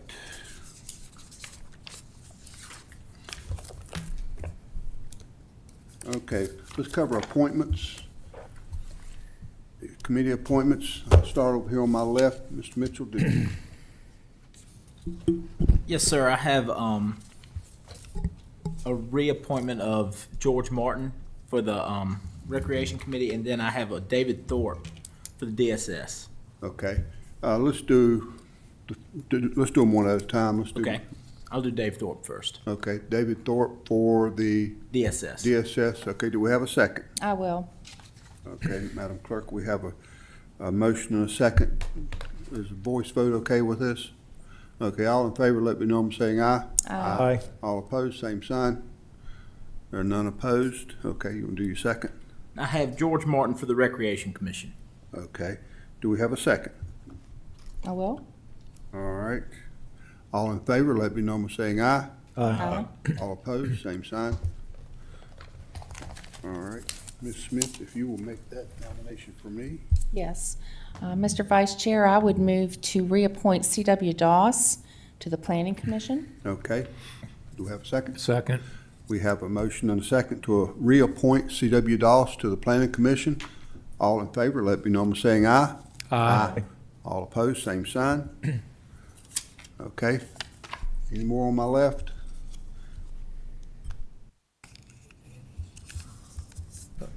I have one, Mr. Chairman. The Okay. Western Virginia Regional Industrial Authority, we have a vacancy on there and would like to appoint Danny Poe, our Economic Director.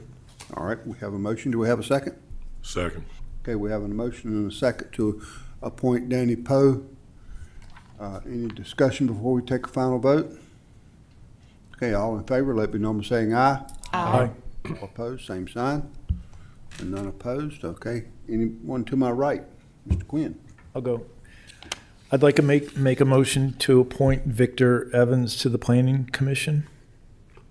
And also at the same time, I'd just like to thank Debbie Crawford for her many years of awesome service and look forward to her continued involvement in the community. Okay, we have a motion. Do we have a second? Second. Okay, we have a motion and a second to appoint, and that was Victor Evans. to the Planning Commission.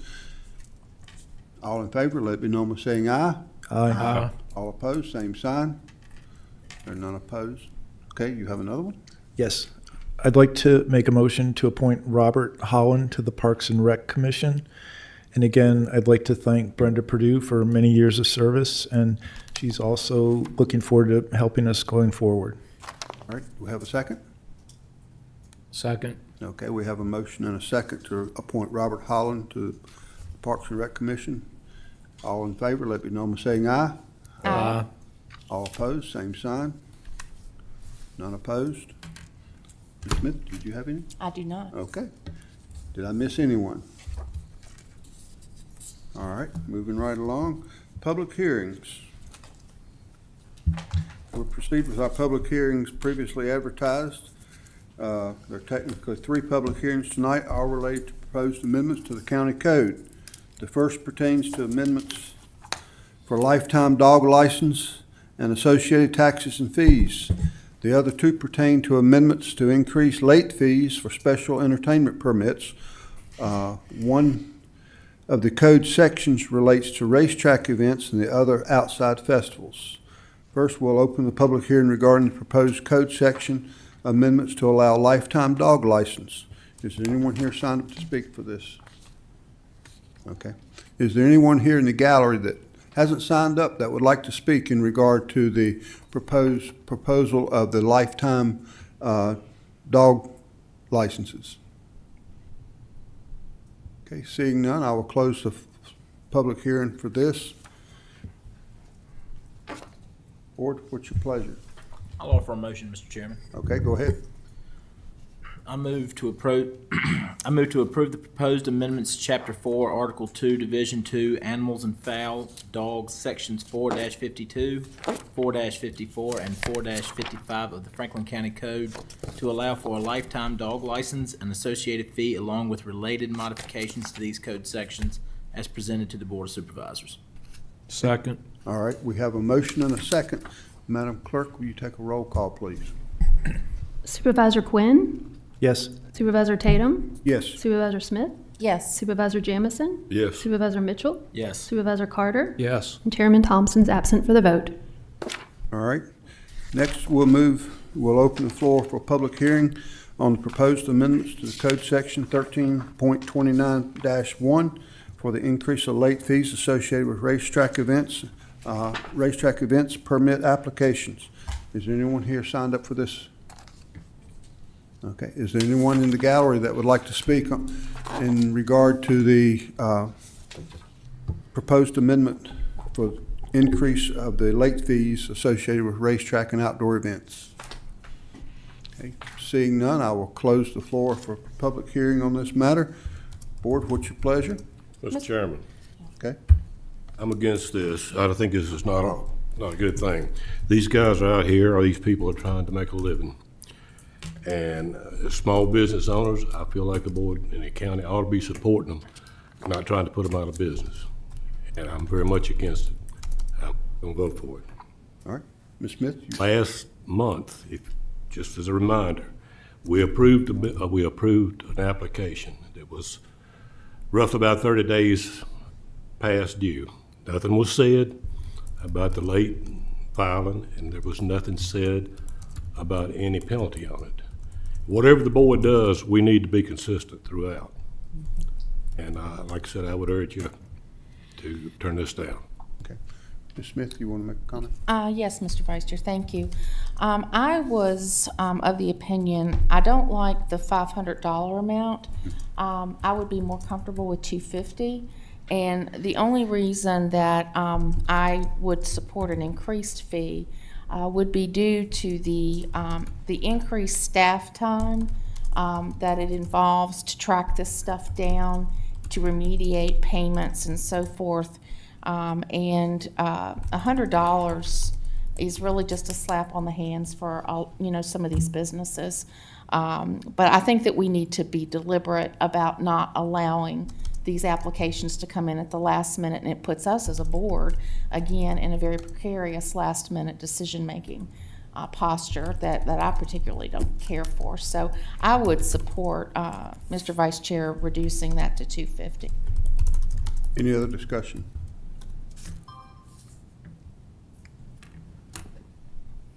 Okay, board, what's your pleasure? Mr. Chair, I'll offer a motion. Okay. I would, let's see here. I would make a motion to approve amendments to Franklin County Code Section 13.29.1 to increase the late fee for untimely or incomplete applications for outdoor occasion permits for racetracks from $100 to $250, and to establish a 14-day deadline prior to a Board of Supervisors meeting. And that's just pertaining to racetracks. I'm understanding from our clerk, she's broken out the music festivals as a separate motion. All right. Okay, we have a motion. Do we have a second? Mr. Chairman, is it too late to ask a question? Well, if we Get the second on the get a floor second first. on, then we can discuss it. I'll second it so we can move forward. Okay, now we further discussion. And I see that we split this into two different motions. So this one just with racetracks, and then the second one, because I'm following back to Marshall's point, because I'm pretty sure the one we talked about at the last meeting was the Antique Farm Days, the permit for it, and it was late. I have to kind of agree with Marshall here that this isn't this isn't covering up the bases. It's leaving a lot of, it's leaving some muddy water. And I think it needs some work to it before we pass it. But if I'm reading that wrong, someone please tell me. Because from what I'm seeing here, this is music and festivals in one, and then racetracks in the other. So are all these other things going to fall under music and festivals if it's not at a racetrack? Or are there going to be loopholes? Good question. Yeah, if I could, I'll try to shed some light on that. Mr. Chairman, members of the board, there are two different sections of the code, so they're really two different applications. So racetrack is one application. So anytime anyone, such as one of the speedways and so forth, annually looks to hold their races and so forth, they have to complete an application. That's covered in one section of the county code. The outdoor music festival and events is another section of the county code. They're very similar applications, essentially almost the same application. It's just by the code, they're separated out. One is racetracks, one is music festivals, outdoor events, if that helps any. I will also add, just for the good of the order, this evening, and Mr. Gwynn may be on the line, certainly after the public hearing is held and closed, if we do need to come back as staff with more information, we can do so. We don't necessarily have to hold another public hearing and so forth, so I would offer that if there's more information that we can bring back that would be helpful to the board, we can do so. So we could probably be best to table this to next month and give you a chance to maybe answer some of the questions that people may have. Just whatever the pleasure of the board. I think following Mr. Mitchell, is this going to cover everybody that applies for special use permits, like this type of thing? Since it says festivals and outside music, does that pretty much cover everything else other than racetrack? It does, Mr. Carter. There are some other parameters of the code that some require permit, some do not necessarily require permit. It's based on a lot of times on attendance. So there are some thresholds in that portion of the code, and we can provide more information for you all if that would help, clarify what it's applicable to and what it's not. Be glad to do so. Well, if Chris is confident that covers it, I'm okay with the 500 is too much, but I'm okay with the 250, and I'll vote on it now. I'll just interject a quick note. Maybe Dan and Marshall, you weren't around, but when we went through our discussion around the special event ordinance, and I believe it was around the coves, I have a file on my desk that's still sitting there that said that we agreed that we were going to revisit that ordinance because of things that popped up during that discussion. So, Mr. Whitlow, that may cue us to go back and look at that ordinance specifically. And it could be separate and apart from this, maybe not. But Mr. Vice Chair, I'm happy to amend my motion, or I definitely would like to work with the consensus and desire of the board. If there's a desire to table it, I would be amenable to amending my motion. Other discussion, Mr. Quinn, you have anything? I'd be ready to vote. The racetrack one by itself seems to be very narrow. It's the second one Yeah. that has some wiggle room, so it feels like we can still vote on the first one. Further discussion to my left? All right, we have a motion on the floor to approve the increase late fee for racetrack events to $250. Unless I hear for a motion to table this, I'm going to call for a roll call vote. So we have a motion and a second. Clerk, will you take a roll call vote? Sorry, who was the second? The second was Mr. Carter. Okay. This is for 250, This is right? the 250, yes. Specifically for racetracks. Racetrack events. Got it. Supervisor Jamison? No. Supervisor Mitchell? Yes. Supervisor Carter? Yes. Supervisor Smith? Yes. Supervisor Quinn? Yes. Supervisor Tatum? Yes. And Chairman Thompson's absent for the vote. Right. Next, finally, we'll move to our third public hearing on a proposed amendments for an increase in late fees associated with special outdoor music or entertainment festivals, event permit applications. Madam Clerk, is anyone signed up to speak on this? No. Okay. Is there anyone in the gallery that would like to speak in regard to this increase on special outdoor music and entertainment events? Okay, seeing none, we will close the floor to public hearing, and I will entertain a motion from the board. What's your pleasure? Say we make it the same as the other one. Same as the other one? Someone want to make that in the form of a motion? I will, Mr. Chairman. Okay? I make a motion to approve amendments to Franklin County Code Section 3-77 to increase the late fee for untimely or incomplete applications for outdoor musical or entertainment festivals from $100 to $250, and to establish a 14-day deadline prior to a Board of Supervisors meeting. All right. Do we have a second? I will. Okay, we have a second from Ms. Smith. Now, any further discussion on this? I think we've already discussed this one. Do we need a roll call? Go ahead and do a roll call, Madam Clerk. Supervisor Smith? Yes. Supervisor Quinn? Yes. Supervisor Tatum? Yes. Supervisor Carter? Yes. Supervisor Jamison? No. Supervisor Mitchell? Yes. And Chairman Thompson's absent for the vote. All right. Ladies and gentlemen, we have reached the time set aside in our meeting for public comment. Public comment gives citizens an opportunity to address the board in person or in writing on matters appropriate to the responsibilities of the board. Each person will be limited to 3 minutes for their comments. Speakers must direct all comments to the board as a whole and not to individual board members or employees of the board or county. Personal attacks or insulting or profane, vulgar language will not be tolerated. Likewise, commentary on issues that are not within the purview of the board and that are not a function of local government and over which we have no control will not be acceptable. Public comment is not a question and answer session, and board members will not answer questions during public comment. If a speaker violates these rules, the chair may rule the speaker out of order, and upon a second violation, have the speaker removed from the podium. Madam Clerk, call the first speaker, please. Reba Dillon?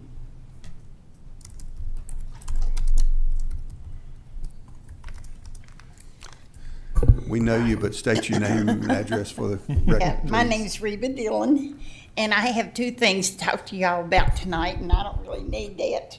With only one lung, I still have a loud voice.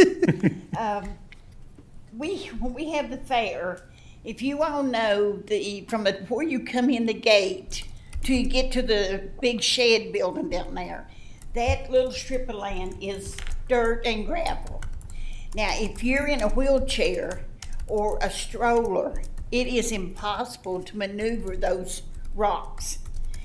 So I'm asking the board to consider paving from that there where you enter the gate to the building, so that people in a wheelchair, people that are very handicapped, a lot of people are with walkers, it would make it handicap accessible for everybody.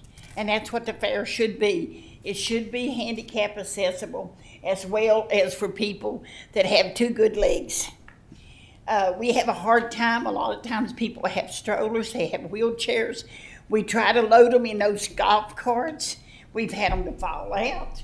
We have a lot of difficulty trying to get those people back out of there or in there. So, and there would be plenty of time to get that done and make that to where everybody could enjoy the fair. The other thing I want to ask you is, my email is connected to the Lovely Valley Loop. I get hundreds of emails. Where is it? Where is it? I can't find it. And if you all know, there's an intersection right there, a four-way intersection at Napoli Cowboys. And then you turn and go down toward 4-H and there's a trail. Why can't we put a nice big sign, or the highway department put a nice big sign that says Lovely Valley Loop on county property, because you all own the whole thing. So I'm not going to be, and if you all feel like you would rather not do it, I will pay for the sign if you all give me permission to install it. Now, the other thing is that I've had one supervisor to tell me that I need to slow down and stop developing stuff for the county. And if that's the way you all feel about it, then I need to be told that it's time for me to slow down and stop developing for you all. Thank you, and that's all I have to say. Thank you, Reba.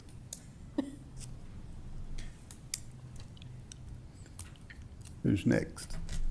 Keith Johnson. Okay, Keith Johnson. We can't. Good evening. Thank you. State your name and address for the record, please. Keith Johnson, live at 190 Leaning Oak Road in Boones Mill. I want to talk to you tonight about pornography in our schools. Missed a couple months. I hope you missed me. You might have seen the last meeting, there was some contentious debate. First time since I've been involved in this that there was any indication publicly of anybody looking at what we've been asking them to do.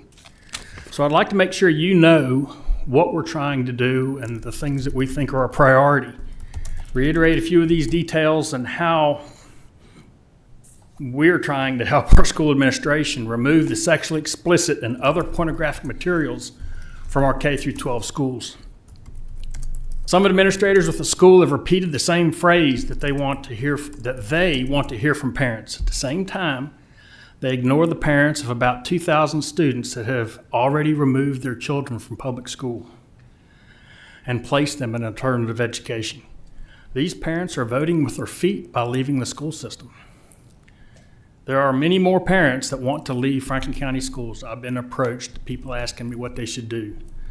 School administration has not questioned or surveyed these parents to find out why they are leaving Franklin County schools. This is the perfect opportunity for the school system to embrace the community and use volunteer resources to produce a better product. School administration is not ready for this step. Until we get there, we're advocating two primary objectives. We recognize the primary sources of these pornographic books is the American Library Association and Scholastic Books. There are other good organizations that don't distribute pornography that can provide good books to our school. So our first objective is to want the school to end their relationship with the American Library Association and Scholastic Books. It's not hard to do, and there are good resources to replace them. The second objective is asking to get school administration to include and embrace our community. We've asked for a committee of volunteer citizens to be selected from each member of the school board to review all books and similar materials before placement in the school and make recommendations on the potential use of those materials to the school library and curriculum committees. This committee would also include an element to review questionable materials that are already placed in the school. Currently, school administration has no transparency on this issue, zero, at least not publicly. Please use the resources you have to influence our school to remove these nasty books and embrace our community. I also ask that you can include school board members or the school officials in your prayers. Thank you for your time. Glenna Moore.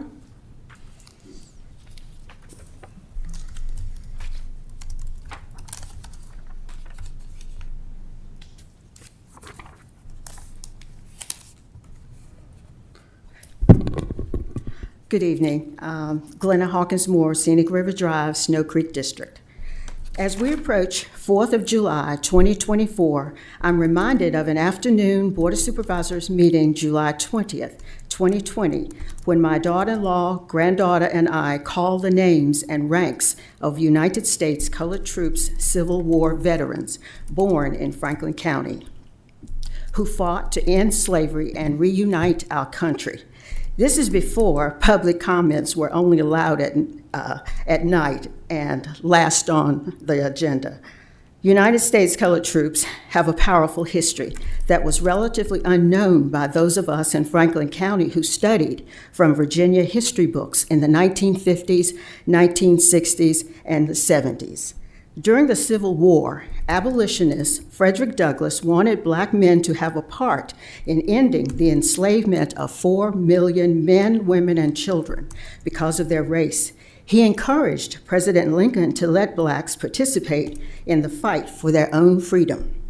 After Lincoln issued the Emancipation Proclamation freeing enslaved Blacks in the rebellious states, the U.S. government officially began recruiting, enlisting, and training Black soldiers. Almost 200,000 soldiers served as enlisted men in units under the command of white officers. By the end of the Civil War, 40,000 USCT soldiers lost their lives while fighting to free the enslaved and save the Union. These soldiers fought as Americans in more than 400 engagements, including 40 major battles, such as Port Hudson, Milliken's Bend, and Fort Wagner. Their service was essential to winning the war and recruiting and reuniting America. I'm very grateful to Robin Lytle and the Shenandoah Valley Black Heritage Project for the information they compiled from the U.S. Census records, Ancestry.com, and military records in the National Archives. Their project gathered a tremendous amount of details about 70 United States Colored Troops soldiers born in Franklin County. This information establishes a firm foundation for Franklin County students to study a fuller and more accurate narrative of Civil War history. Finally, the bravery of Black Franklin County-born U.S. American veterans will no longer be hidden and unappreciated. In the words of Lee Greenwood, we are proud to be Americans, where at least I know I'm free. Let's not forget the American soldiers who fought and died to give that right to me.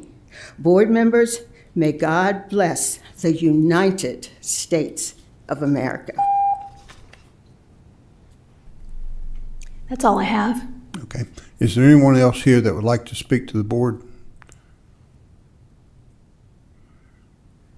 Okay, seeing none. Close the public comments. Before we close our meeting, I wanted to bring up one item. Friday, July the 5th, the courts have announced that they will be closing. July 4th falls on a Thursday this year, and I have spoken. I haven't got the chance to speak to everyone, but I was wanting to run it by everyone and see what you thought about us giving the rest of the county employees that Friday so that they could have Thursday and Friday, have a 4-day break, rather than taking Thursday off on the 4th and then having to come back and work a day and then being off 2 more days.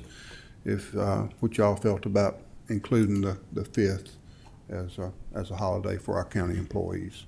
It's one of those times where we get to give a little appreciation, a little token of appreciation that really doesn't cost a lot. And you know, the 5th of July falling on a Friday, I don't think there's going to be a lot of people coming up here to get building permits and things like that. So that's my opinion. If you're okay with it, I'll entertain the floor for a motion.